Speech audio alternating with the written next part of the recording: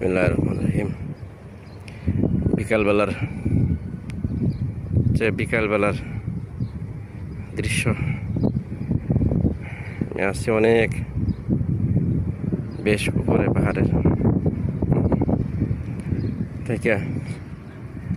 এই যে পাশে ওগুলো হলো আরেকটা এশিয়ার সীমানা। এটা আমরা দাঁড়িয়ে আছি এখানে, হাঁটতেছি। এটা দুবাই আর শারজা।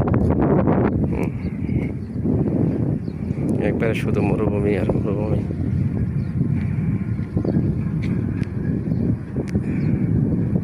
এই যে বিল্ডিংগুলো দেখা যাচ্ছে, এগুলো হচ্ছে সব এই লেবার সিটি নামে পরিচিত।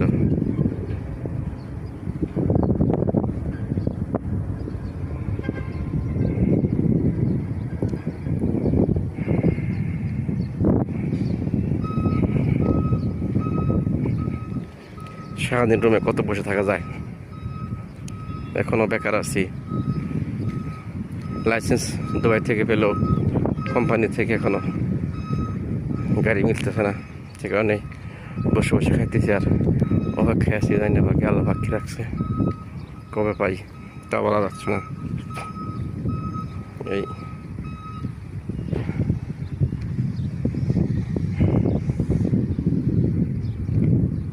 নিচে গর্তের মতো মনে হচ্ছে, বড় গর্ত,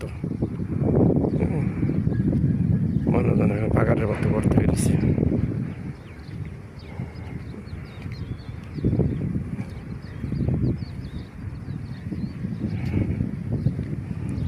প্রবাস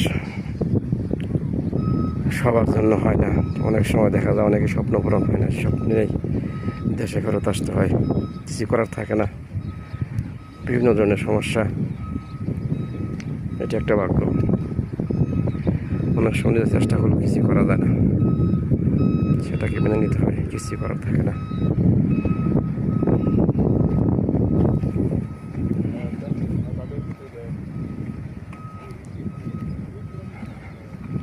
তো অপেক্ষায় আছি, দেখা যাক আল্লাহ কি করে। ভাগ্যে যদি ভালো কিছু থাকে করতে পারে, আর না হলে কিছু করার নাই, সবই আল্লাহর ইচ্ছা। একটা কথাই আছে না, অদৃষ্ট লিখন না যায় খণ্ডন। রিজেক্ট যতদিন আছে হয়তো অতদিন এই দেশে থাকবো, বা রিজেক্ট যখন পড়ে যাবে সেখানে অটোমেটিক হয়তো আমার দেশে চলে যেতে হবে, বা এই দুনিয়ার থেকে হয়তো আল্লাহ পাক উঠে নিতে পারে। রিজেক্ট না থাকলে রিজেক্ট রাখার হাত নাই। ধন্যবাদ, সবাই ভালো।